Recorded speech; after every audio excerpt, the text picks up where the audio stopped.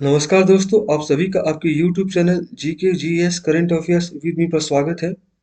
आज का हमारा टॉपिक है मानव हृदय यानी ह्यूमन हार्ट और इसी से संबंधित कुछ महत्वपूर्ण प्रश्नों को आज हम इस वीडियो में कवर करेंगे जो एग्जाम के पॉइंट ऑफ व्यू से बहुत ही महत्वपूर्ण है। और आप सबसे विनम्र निवेदन है कि इस वीडियो को आप अंत तक जरूर देखिएगा। तो आइए बिना देर किए हम आज का अपना पहला प्रश्न देखते हैं। आज का हमारा पहला प्रश्न है, हृदय का अध्ययन क्या कहलाता है? हृदय का अध्ययन क्या कहलाता है? The study of heart is called what? Option है मूत्र विज्ञान, हेपेटोलॉजी, नेफ्रोलॉजी या हृदय रोग विज्ञान। यूरोलॉजी, हेपेटोलॉजी, नेफ्रोलॉजी या कार्डियोलॉजी। और इसका सही उत्तर होगा कार्डियोलॉजी यानी हृदय रोग विज्ञान। हमारा दूसरा प्रश्न है, मानव हृदय का औसत भार कितना होता है? मानव हृदय का औसत भार कितना होता है? What is the average weight of human heart? Option से लगभग 451 ग्राम, लगभग 450 ग्राम, लगभग 300 ग्राम, लगभग 600 ग्राम, अप्रॉक्स 451 ग्राम, अप्रॉक्स 450 ग्राम, अप्रॉक्स 300 ग्राम या अप्रॉक्स 600 ग्राम। और इसका सही उत्तर होगा अप्रॉक्स 300 ग्राम यानी लगभग 300 ग्राम। लगभग 300 ग्राम का हमारा यानी कि मानव हृदय का भार होता है औसतन। और हमारा अगला सवाल है, हृदय की बाहरी परत क्या कहलाती है? हृदय की बाहरी परत क्या कहलाती है? What is the outer lining of the heart called? What is the outer lining of the heart called? हृदय की बाहरी परत क्या कहलाती है? ऑप्शन से मायोकार्डियम, पेरिकार्डियम, एंडोकार्डियम या एपिकार्डियम। और इसका सही उत्तर होगा पेरिकार्डियम। पेरिकार्डियम नामक एक रेशेदार थैली हृदय और प्रमुख रक्त धमनियों को घेरे रहती है। यह हृदय की गति में मदद करता है, इसे मीडियस्टिनम में स्थिर रखता है और इसे फेफड़ों और अन्य मीडियस्टिनियन संरचनाओं से दूर सुरक्षित रखता है। इसके अतिरिक्त यह समान हृदय क्रिया में सहायता करता है। आमतौर पर इन परतों के बीच द्रव की एक पतली परत मौजूद होती है। हालांकि यदि पेरिकार्डियम घायल हो जाता है तो आगामी सूजन के परिणाम स्वरूप प्रचुर मात्रा में तरल पदार्थ हो सकता है। और ये डायग्राम जिसमें आप देख सकते हैं, सबसे अंदर एंडोकार्डियम है, फिर इसके बाद मायोकार्डियम है और फिर इसके बाद उसके बाहर एपिकार्डियम है और इन सबको घेरा हुआ कौन रहता है? पेरिकार्डियम, जो सबसे आउटर लेयर है यानी कि आउटर मेम्ब्रेन है। और देखते हैं कि बेसिकली मीडिया स्टीनम है क्या, जिसके अंदर ये सारी संरचनाएं जैसे हार्ट वगैरह रहती है। तो मीडिया स्टीनम हमारी छाती में एक जगह है जो हमारे दिल और अन्य महत्वपूर्ण संरचनाओं को रखती है। यह हमारी वक्ष गुहा का मध्य भाग है। हमारे बाएं और दाएं फुफ्फुस गुहाओं जो हमारी फेफड़ों को पकड़ते हैं के बीच है। ट्यूमर और संक्रमण सहित कई स्थितियां हमारे मीडियास्टिनम में अंगों और ऊतकों को प्रभावित कर सकती है।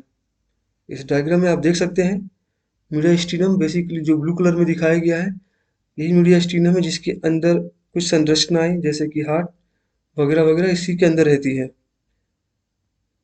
विथ सेफ्टी के साथ। हमारा अगला सवाल है, हृदय संकुचन के दौरान रक्त का दबाव बढ़ जाता है, इसे क्या कहते हैं? हृदय संकुचन के दौरान रक्त का दबाव बढ़ जाता है, इसे क्या कहते हैं? During the contraction of heart increases the pressure of blood, what is it called?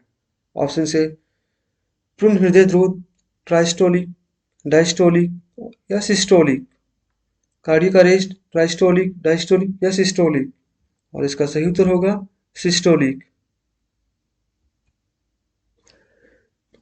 Systolic रक्तचाप को महाधमनी में अनुभव होने वाले अधिकतम दबाव के रूप में परिभाषित किया जाता है जब हृदय सिकुड़ता है और बायवेंट्रिकल से रक्त की महाधमनी में बाहर निकलता है। The systolic blood pressure is defined as the maximum pressure experienced in the aorta when the heart contracts and ejects blood into the aorta from the left ventricle, approximately 120 mmHg.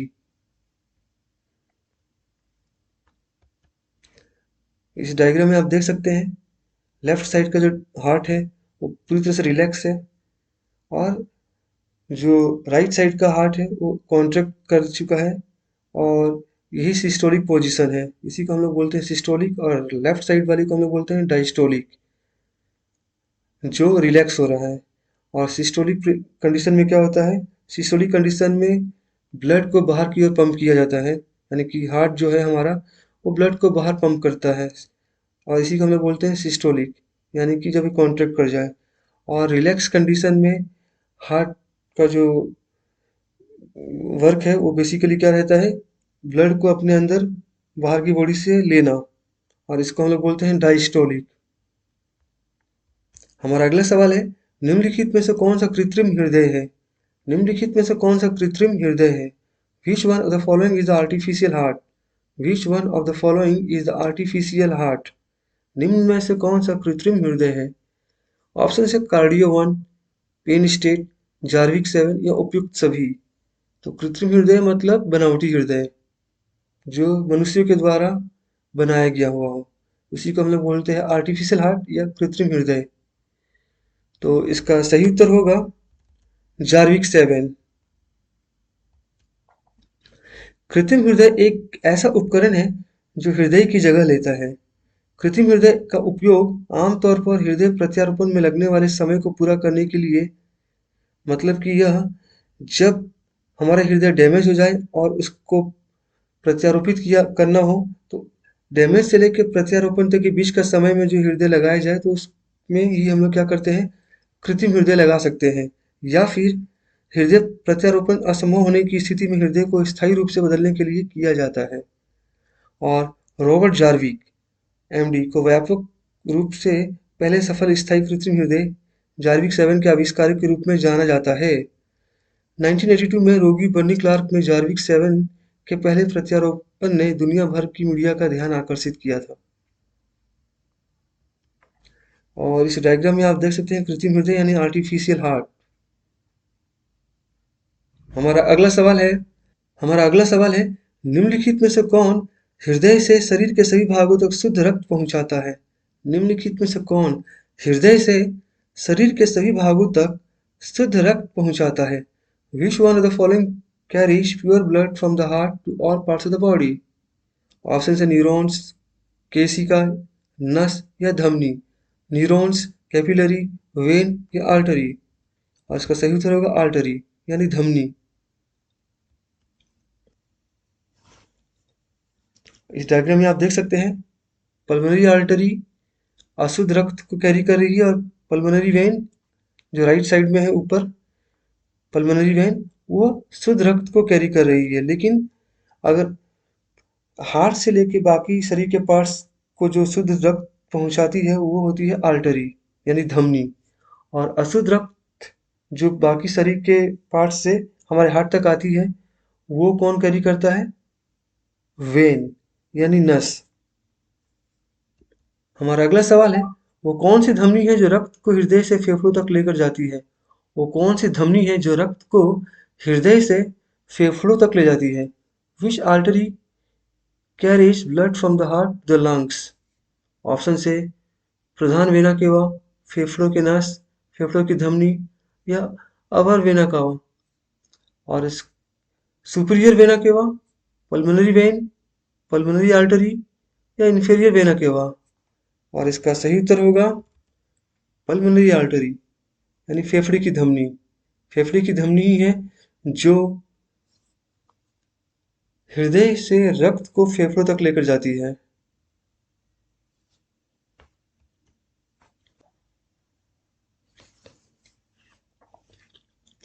तो बेसिकली फेफड़ों तक हृदय से जो रक्त लेकर जाता है वो कौन होता है?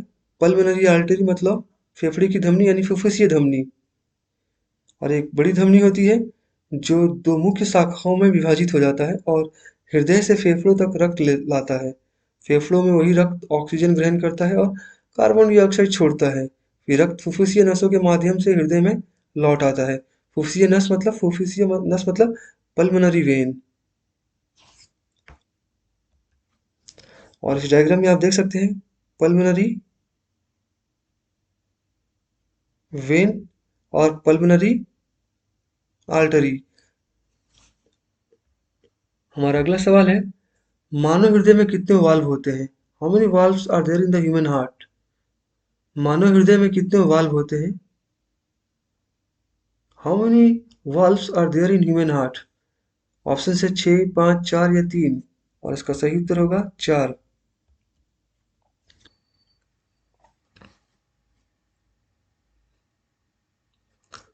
हृदय में 4 वाल्व होते हैं: महाधमनी valve, mitral valve, tricuspid valve और फुफ्फुसीय वाल्व। तो वाल्व हृदय के माध्यम से रक्त प्रवाह की दिशा को नियंत्रित करने के लिए डिजाइन किए गए हैं। तो वाल्व किसकी तरह काम करते हैं? एक दरवाजे की तरह, जिसका काम है रक्त प्रवाह जो हृदय में होता है उसकी दिशा को नियंत्रित करना।